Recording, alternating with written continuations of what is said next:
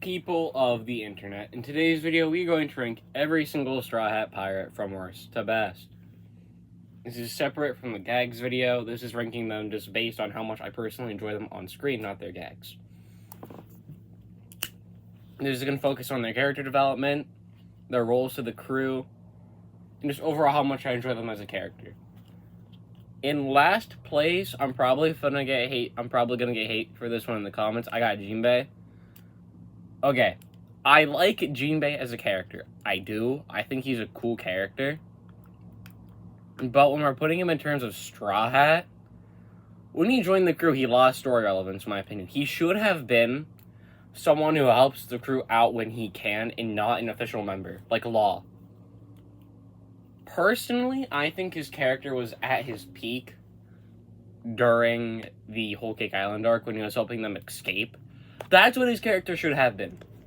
Someone who helps the crew when they need him. Not someone who should have joined the crew.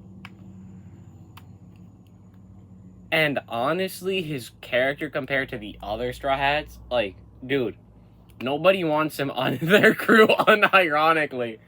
He went from the Sun Pirates at Fisher Tiger to the Whitebeard Pirates for a little while, who got beat by Rookie Ace.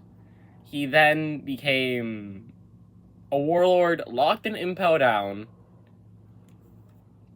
He then became a member of the Big Mom Pirates to the Straw Hat Pirates. Dude, he's been bounced around so much, it's crazy. But besides that, what I'm saying is, like, his character should have just been someone who helps the crew. Not a Straw Hat, because after he became a Straw Hat, he lost story relevance. And his role to the crew isn't that important. A helmsman? Like, before this, we've quite literally seen other Straw Hats navigate the ship with this wheel, being the quote-unquote helmsman. Like, we've seen Frankie and Nami and a few other Straw Hats do this before. Just, I don't know. Jinbei just felt like a really weird inclusion to the crew.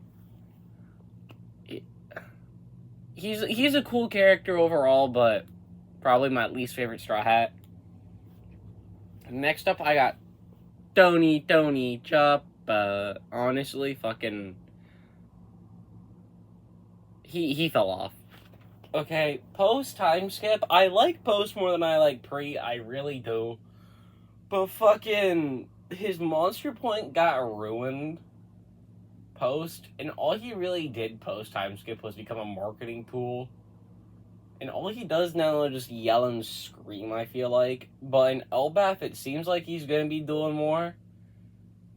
Elbaf, from what I've seen of it, seems like he's gonna be important to it. But honestly, just... he peaked in Ennie's lobby when he first went Monster Point.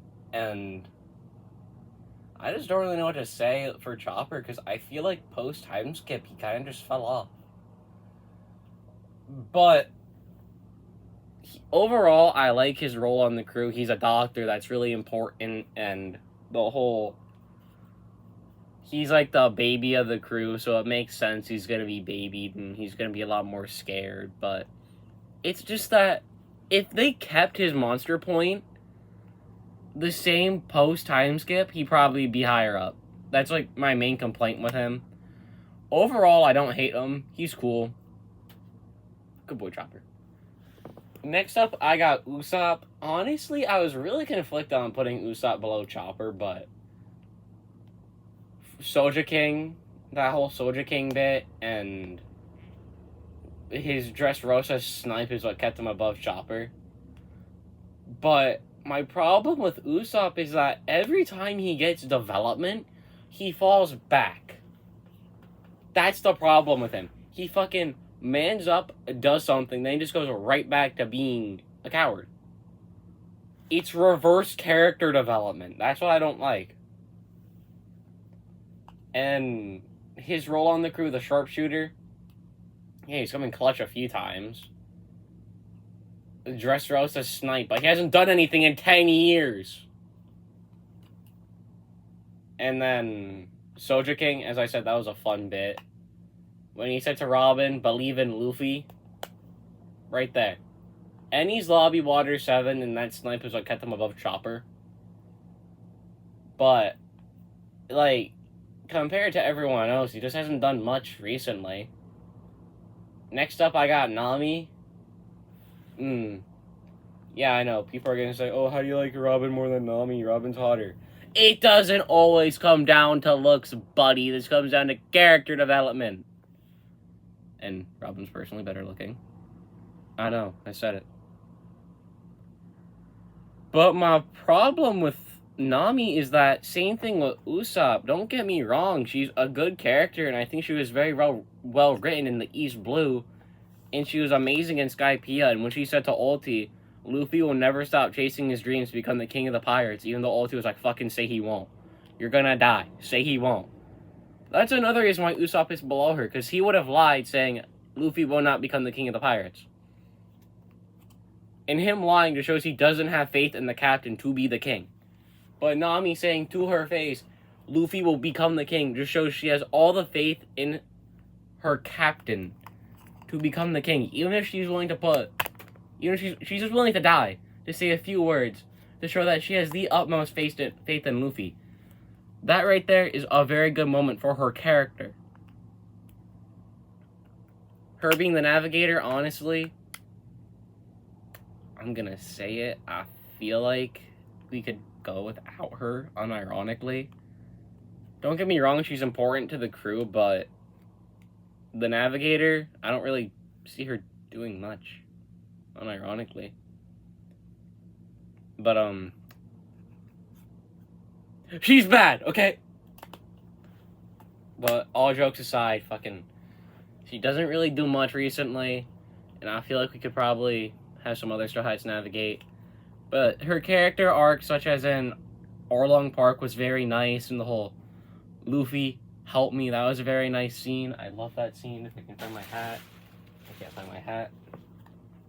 I remember I wore the hat to school, so many kids were like, why the fuck you got that hat on? But overall, she's number 7. Yeah. But we're gonna get on to Zoro. So many people are like, what? Zoro? He's only number 6? Yes, Zoro's number 6. Suck it up. I don't only care about aura forming. I care about good written characters and a good story. Zoro's a very static character who everyone wants to believe was some goofy dude. He wasn't. He had a few jokes, but as soon as the crew got cooked by Aokiji, he locked in. I don't want to hear people saying, oh, post-time skip Zoro sucks. No. Post-time skip Zoro is the definitive Zoro that should have been Zoro from the start. Not a goofy jokester. A man who is dedicated to his captain, who will do anything to make his captain listen.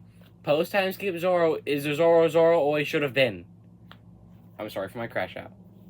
But what I don't like people is saying, I miss joking Zoro when he was so funny. He was never funny.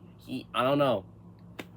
I swear people dilated themselves into thinking Zoro was always a goober. He wasn't.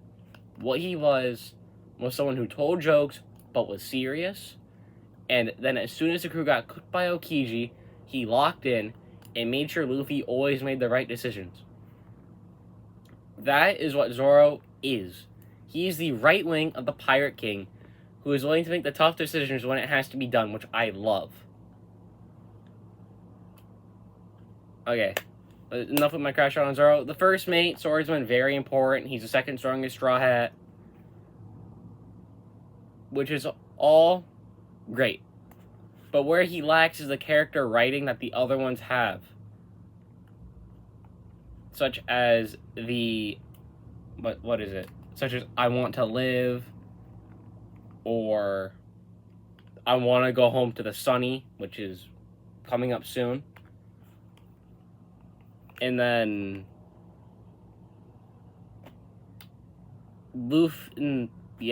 Zoro, he's cool, but he remains static throughout the story. So next up we got Franky. Franky, I have him above Zoro for a few reasons. It's that I like his whole... I'll tell you, I'm yawning. I like his whole, he went from someone we fought against to someone who joined the crew. That right there is what I like about his character. And then his backstory and how he just seemed like he was being a minor antagonist in Water 7 to then becoming the shipwright of the crew, and as Oda put it, the father of the crew. That's all great character development in my opinion, because it shows that an enemy yesterday is quite literally like a friend tomorrow. And he helped the crew out so much during Water 7 Enies lobby, and he's the reason Robin wanted to live. Because he was the first ever person to say to Robin, it's never a crime to just exist, which is a beautiful moment. Because whenever someone says, like, you're worthless, it just shouldn't be a joke. And that is something that should be taken serious, and everyone deserves to live no matter what. But another reason I like Franky is that he's just funny as well. And the whole fight with Senior Pink. Peak fighting right there. Oh my god, Oda cooked during Dressrosa. I see people who hate on Dressrosa. I have no idea how people hate on that arc. It's so good. All the characters are fleshed out. Everyone got development. They all played their role. Peak. It's not the best arc, though. Easily top 5. Probably number 4. But I like his post-time skip design more. I like Franky post-time skip design more. I know that's a hot take, but the wackier the better, in my opinion. Next up, we got Goofy Skeleton Dude Brook. Brook. I refuse to elaborate. I'm kidding. His backstory is the saddest backstory in fiction, man. I cried for 10 minutes at that thing. His connection to Laboon. He's the musician. Oh, wait, hold on. Forgot to make Franky's role. Overall, the shipwright is a very important role, and he is the man who built the Thousand Sunny. So that automatically makes him crucial, because he knows how everything works. Back to Brook. I like goofy skeletons, okay? I like skeletons. But other than that, his role as a musician, you could argue it's not that important, but why I like Brook is how he just locked the fuck in during Whole Cake Island. He said, you know how I've been a bum for the last 3 arcs? Not a bum since I wasn't here for it, but you see, I'm gonna go casually do everything for you guys, or you guys are like locked in jail. So I'm gonna go get the poneglyph. I'm gonna go sleep with Big Mom. I'm gonna go break this photo for you guys. Because I'm a Chad like that. I mean, Thriller Bark, he also carried. Every arc he's crucial and he fucking carries. In what appears to be his next arc known as Elbaf. Oh my god, guys. Trust me as a Brook fan. Trust the Brook agenda, please. Invest your stocks. Brook is gonna cook. No pun intended. Brook will be the savior of Elbaf. Okay? The monster trio, Brook, and Robin, okay? Trust me. I'm putting those 5. Those are going to be the ones who carry Elbaf. But why I really like Brook is his backstory and how emotionally invested that got me into him as a character. And just fucking, it's Brook. How can you not like Goofy Skeleton? He's the king of puns. My eyes be popping out of my socket, but I don't have any. It's Brook, man, okay? Let me have this.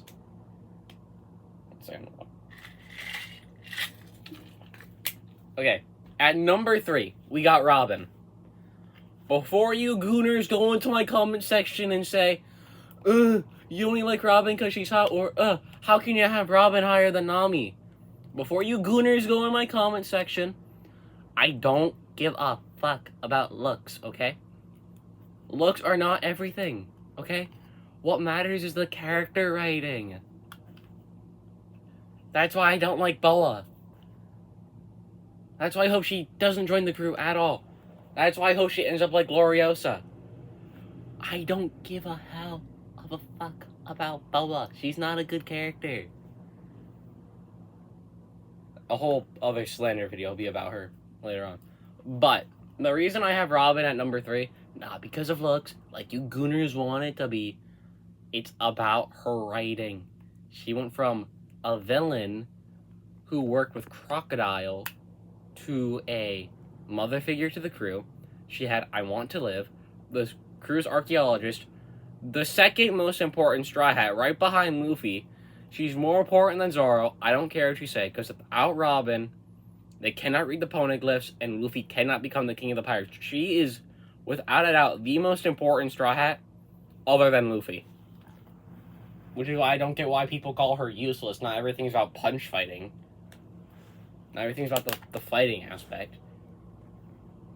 But what really made me love her character is, as I said, her development from being the villain to being a very vital member to the crew with her I Want to Live moment. That is what makes Robin my third favorite Straw Hat, and if you go watch my other videos, shameless plug, such as my top 10 characters in fiction video, you'll see why in more in-depth I love most of these characters. I love my top 3 favorite Straw Hats. Why? Because they are quite literally all of my top 10 favorite fictional characters video. Shameless plug. Okay, but this video is going on long enough, and I gotta edit it. So, at number 2, I got Luffy. This man fucking changed my life, and I look up to him as if he's an older brother. This dude is quite literally like my older brother I never had. I look up to him in so many ways, such as chasing your dreams, never backing down from a challenge, being yourself.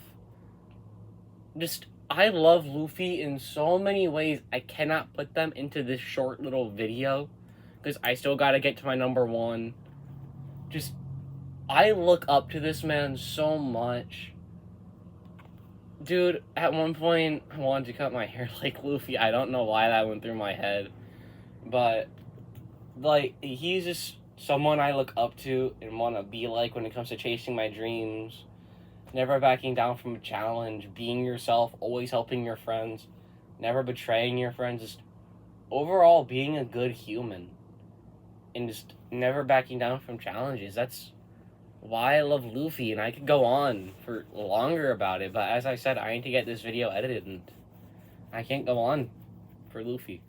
So we're gonna have to get to my number 1, my number 1 being Sanji. He's without a doubt the best written Straw Hat, and his whole character message of loving yourself and accepting your flaws and not being ashamed of who you are and be yourself. It's just such a beautiful lesson that people nowadays struggle with, and I see it in my school, for example, because like almost everyone wants to be the same as everyone else, and it's just like, don't be like everyone else. Be yourself. Embrace your flaws. Love yourself. That is exactly what Sanji taught me. And as I said, he's probably the best written Straw Hat without a doubt. He had such a beautiful character arc in Whole Cake Island, from not knowing how to struggle with everything to realizing he needs the crew. The crew is his family. And Luffy is his captain, and he knows he needs them. And the moment when he goes, I'll be honest.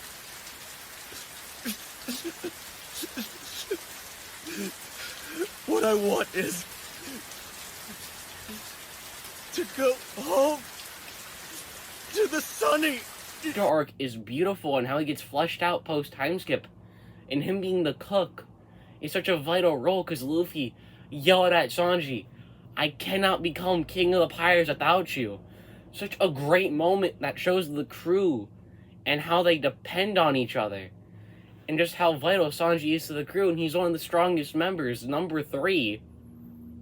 He's the 3rd strongest member, so the crew needs him to keep everyone safe. It's such a beautiful character with all these layers behind it, but people overlook it all because it was pervy gag. And then Toei slander. It's sad to see that people don't realize how much of a beautiful character he is.